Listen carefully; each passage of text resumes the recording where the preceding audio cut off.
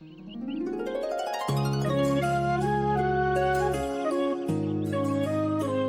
झालं ताईचे? एकदम शांत शांत आहात आणि आनंदी बी दिसतंय. मंदिरात येऊन दर्शन घेतलं ना की मला खूप बरं वाटतं. देवीचं दर्शन घेताना डोळे मिटले की एक वेगळाच फील येतो. डोक्यातले सगळे टेन्शन जातात बघ. बरोबर आहे तुमचं. मला बी कधी चलबिचल वाटलं ना तर मी इथंच येऊन बसते. देवी समोर जरा डोळे बंद करून बसलं ना की चांगलं वाटतंय. पण तुम्हाला सांगू का ताईसाहेब, आता काहीतरी नवीन आणि चांगलं होईल असं वाटतंय.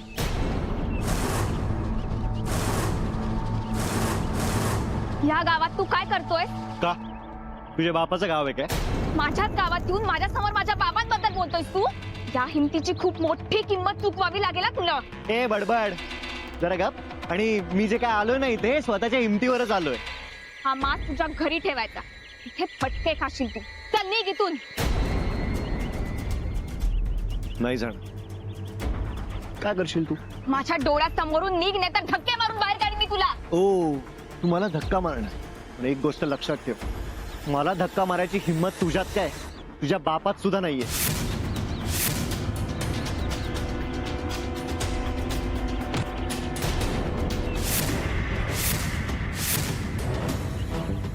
तुला काय वाटलं तू तुझ्या घरी जशी मला कानाखाली मारलीस तशी तू कशी कुठेही मारशील आणि मी ऐकून घेईन? चूक झाली रे. तुला हाताने कानाखाली मारली. चपलेने मारायला हवं होतं मी तुला. ओ पट्ट इमॅजिनेशन. त्यासाठी तुम्ही जिवंत असायला हवत ना मॅडम. मला मारायची धमकी देतोयस तू? हा नाही मी धमकी देत नाही, मी करून दा. मार मला. हा मार मला. मार मार ना. हा मार. अहो ताईसाहेब जाऊ दे. चला कशाला यांच्या नादी लागताय तुम्ही. चला घरी. काय झालं साहेब? काय प्रॉब्लेम आहे का? नाही नाही काही प्रॉब्लेम नाहीये. हे बघ आत्ताच्या आत्ता इकडनं निघून जा तर खूप मार खाशील. निघ. 24 तास वाट बघ. मग तुला दाखवतो मी की मी कोण आहे आणि मी काय करू शकतो. जेवढं जगायचं आहे ना तेवढं जगून घे. तुझी वेळ आली आता.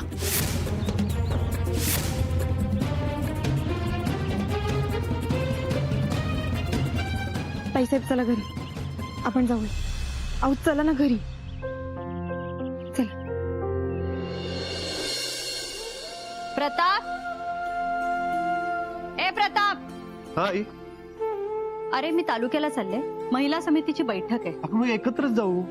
मी पण तालुक्यालाच चाललोय. सगळे कार्यकर्ते जमणार आहेत. त्यांना एकदा नियोजन सांगितलं की ते त्यांची कामं करतील ना. थोडा वेळ थांब, मी फाईल्स घेऊन आलो. ठीक आहे. कोण समजतो कोण तो स्वतःला? अगं काय झालं? रमाने थांबवलं नसतं ना तर येऊ दे त्याला माझ्या समोर. सोडणार नाही मी आता त्याला. अगं तेजू कोणाविषयी बोलतेस तू? तोच तो समर शिर्के. अगं निर्लज्ज आपल्या गावात आला होता आणि मला धमकी देऊन गेला. म्हणे 24 तासात तुला वर पाठवतो. काय? त्याची एवढी हिंमत की त्याने तुला धमकी दिली. त्याच्यात तर प्रताप कुठे चाललायस तू? त्या समोरला उचलायला नाही त्याला इच्छा प्रताप, पाहिजे. तू असं काहीही करणार नाहीयेस. का का असं नको करू? तो आपल्या गावात येऊन तेजूला धमकी देतो आणि मी शांत बसू? प्रताप शांत हो जरा. आपण हे सगळं रावसाहेबांना सांगूया आणि मग बघू काय करायचं. रावसाहेब नंतर बघतील. मीच त्याला गाठतो. प्रताप माझी शपथ आहे तुला, तू कुठेही जाणार नाहीयेस. आता तुझी इथे जास्त गरज आहे. तेजू समर आपल्या गावात कुठेही दिसला किंवा आपल्या घराजवळही कुठे दिसला ना तर त्याच्याकडे अजिबात लक्ष देऊ नकोस. त्याचा आणि आपला काहीही संबंध नाहीये. रमा, मी आणि प्रताप तालुक्याला चाललो. घरात तुम्ही दोघी, हरी आणि मंजूचे. आम्ही येईपर्यंत तेजू बरोबर राहा आणि काळजी घ्या. जी बाईसाहेब, तुम्ही चालल्या तर काही खायला बनवू का पटकन? नाही मला काही नको, मला भूक नाहीये. प्रताप तू काही खाणार आहेस का? वेळ नाहीये माझ्याकडे.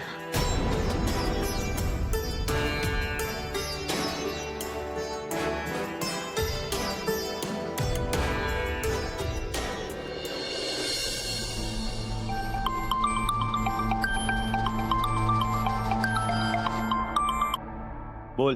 अहो समर साहेब, एक जबरदस्त बातमी आहे तुमच्यासाठी. आज घरात कोण बी नाही. प्रताप दादा आणि बाई साहेब दोघं बी तालुक्याला चाललेत. अहो ताई साहेब एकट्याच घरला आहे. हा वा, खूपच छान बातमी दिलीस. पाहिजे. परत ते माझं तू नको काळजी करूस, भरपूर पैसे मिळतील. तू फक्त एकच काळजी घे, घरी बाकी कोणी नसलं पाहिजे. बाकी मी बघतो काय करायचं, आणि मला अपडेट्स देत राहा. वैजी तुम्ही काय बी काळजी करू नका.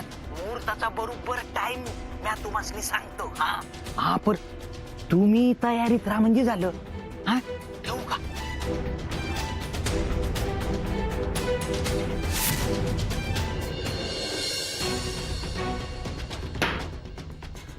छोटे मला कॉफी. हे कोणतरी समर शिर्के माझ्या बहिणीला धमकी देऊन जातो आणि मी कायच करू शकत नाही.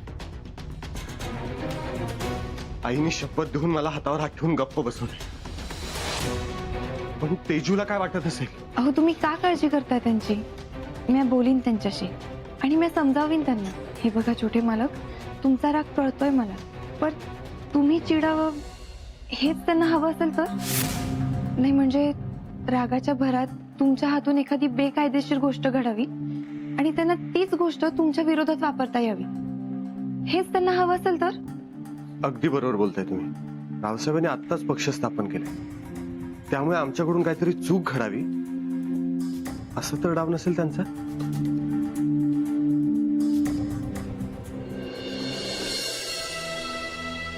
थँक्यू रमा.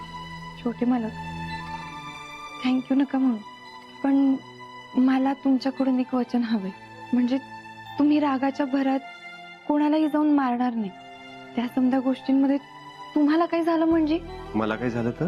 तुम्ही आधी वचन द्या बरं. दिलं वचन. आता सांगा, मला काय झालं तर? काही नाही होणार तुम्हाला. ते समजा जाऊ देत ना. तुम्ही कामावर चाललात ना, थांबा, मी तुमच्यासाठी एखादा शर्ट काढून देते.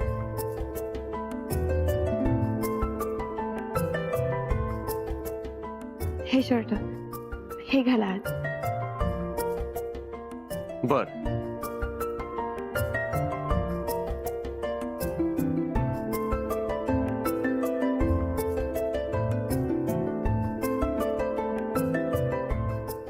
द्या शर्ट.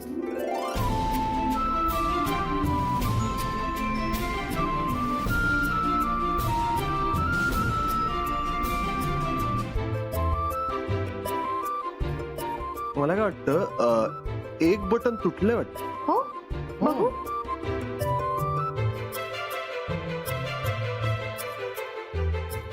छोटे मालक, तुम्ही हसताना लई छान दिसते. हं? तुम्ही हसतच राहत जा ना. तुम्ही चिडला ना की भीती वाटते. पण मला वाटतं मी दररोज थोडं चिडत जा. हं? नाही म्हणजे तुम्ही दररोज मला समजावला येत जाल ना, म्हणून. कॉफी कॉफी गार होते छोटे मालक. ठीक आहे, तुम्हाला कामावर बी जायचंय.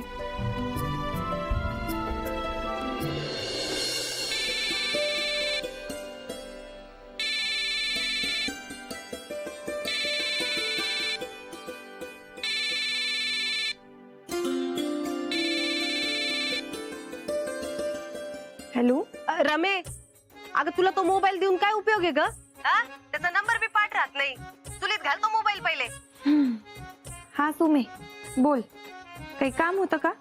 तू आत्ताच्या आत्ता सगळी कामं सोडून इथे घरी ये. का ग, काय झालं? तुझी तब्येत तर बरी आहे ना मग? होय, तब्येत बिघडो माझ्या वैऱ्याची. मला आत्ताच्या आत्ता अर्जंट मध्ये डोळे लागलेत. शॉपिंगला जावं असं वाटतंय. असं छान कपडे बाजारात फिरावं, सोन्याच्या बाजारात फिरावं असं वाटतंय. हे बघ सुमे, आपण हे समज करू, पण नंतर जाऊ.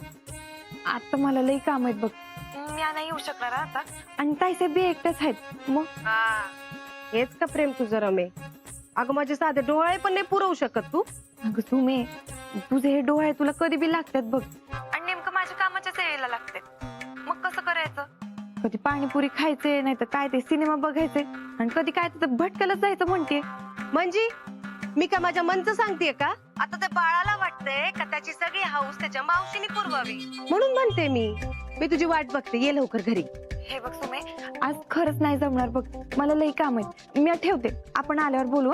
हा अगं पण रमे, ठेवते. ती रमी पण ना,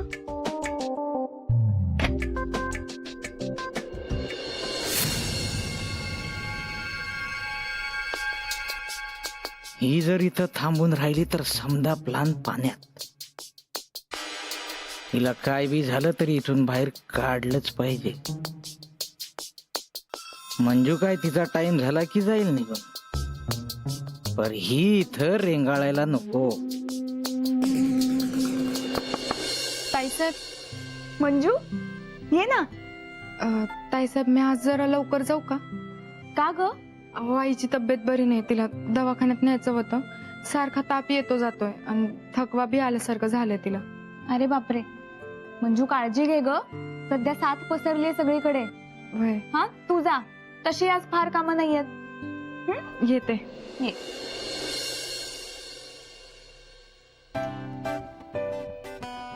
ताईसाहेब, अरे वा, कांदा भजी. अहो तुम्हाला कसं कळलं कांदा भजी आहे म्हणून? कांदा भजी केली आणि मला नाही कळणार? दे इकडे.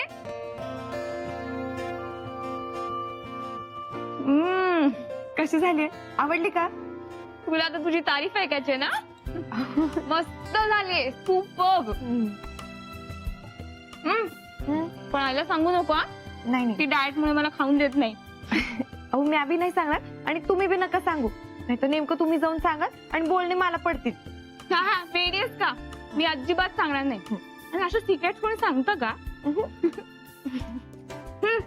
ऐक ना, मी ड्रेसेस बघत होते, मी आता कुठला घेऊ सांग ना, मला कळतच नाहीये. एक मिनिट, तुम्ही खा.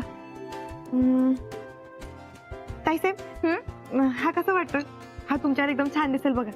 आणि हा रंग बी नाहीये तुमच्याकडे. खरंच ग, खूप मस्त आहे. काय ऑब्झर्वेशन आहे तुझं, मस्त. बर, हे ज्वेलरीचं पण सांग बरं. ताईसाहेब, खाली फोन वाजतोय, मी आले, तुम्ही खाऊन घ्या तोवर.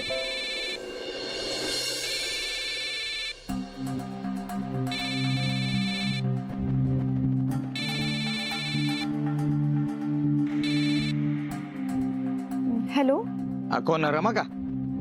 जी बोलतीये. म्या हरी बोलतोय. हा हरी भाऊ, बोला की. हे बघ, म्या कामासाठी जरा बाहेर आलोय, मला थोडा उशीर होईल. बरं ठीक आहे, काहीच हरकत नाही, तुम्ही या, आरामात या. ते म्या कसं यायचं ते म्या बघतो. हा, तू फक्त एक काम कर, तिथं फोनच्या बाजूला लाईट बिल ठेवलंय बघ, आणि बाई साहेबांनी दिलेले पैसे बी आहेत. एक मिनिट. हा, सापडले मला.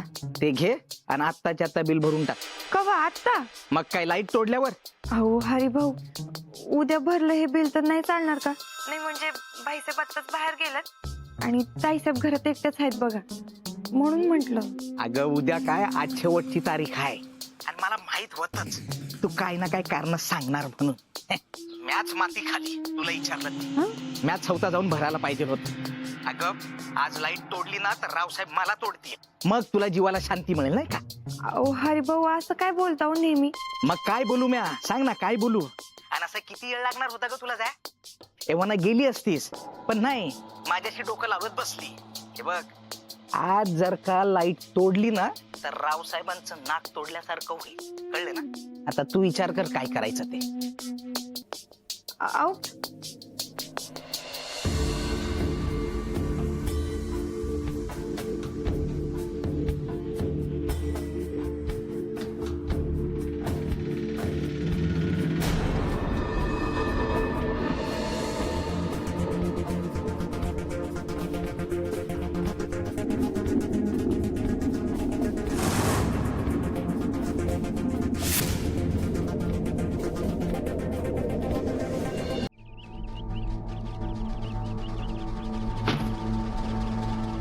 ते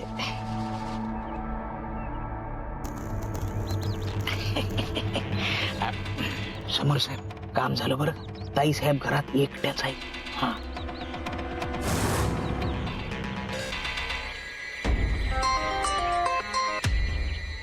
हॅलो. उचला रे तिला आणि काही चूक नाही झाली पाहिजे. ओके. चला रे.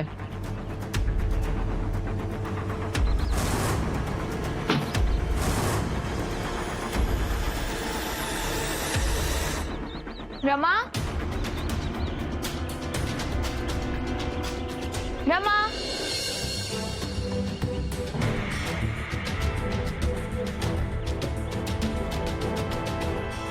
अरे देवा, फोन तर मग घरीच विसरून आली.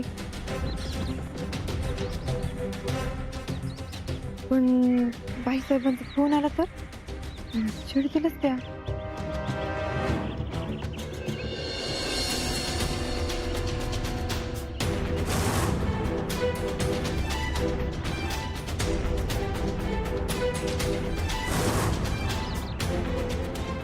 रमा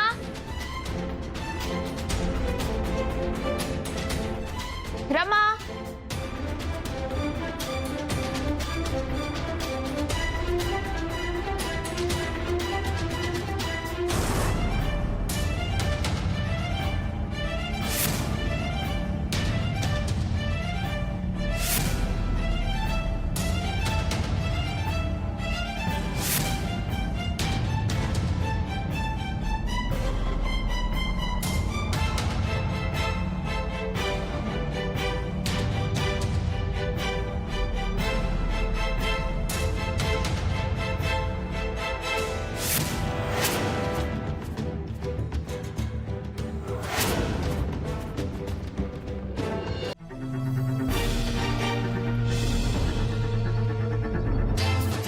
बाईसाहेब,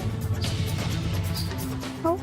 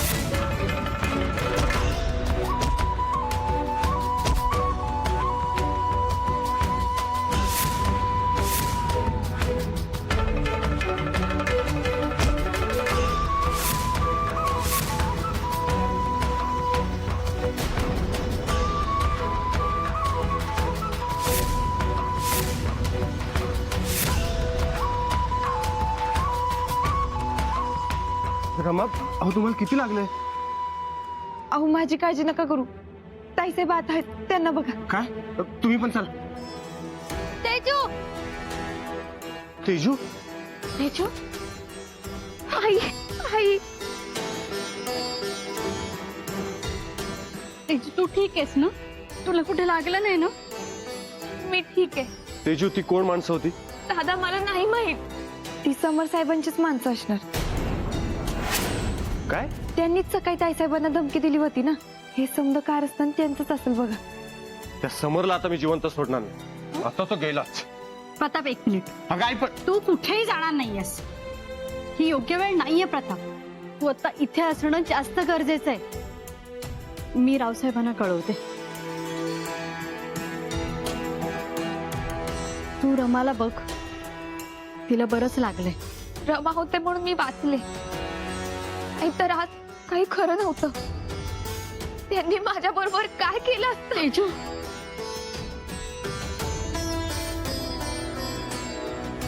रमा थँक्यू.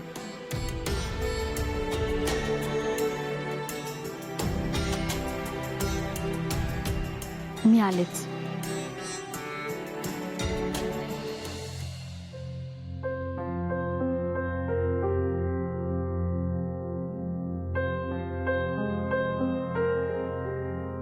रमा तुम्ही या इथे बसा. अहो, ये रमा बस. ये बस बस.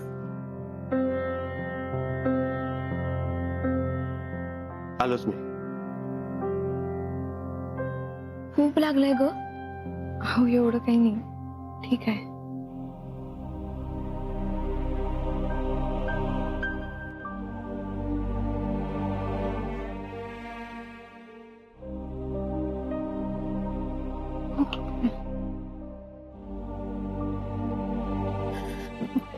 जरा हळू.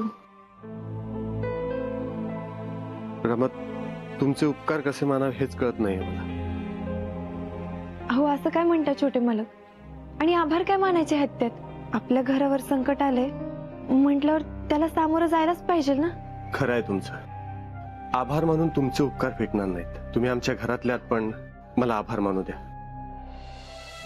तेजू आमचा सगळ्यांचा जीव आहे आणि तिचा जीव तुम्ही वाचवलाय म्हणजे आम्हा सगळ्यांचाच जीव वाचवल्यासारखा आहे. हे ऋण आम्ही कधीच फेडू शकत नाही. थँक्यू रमा.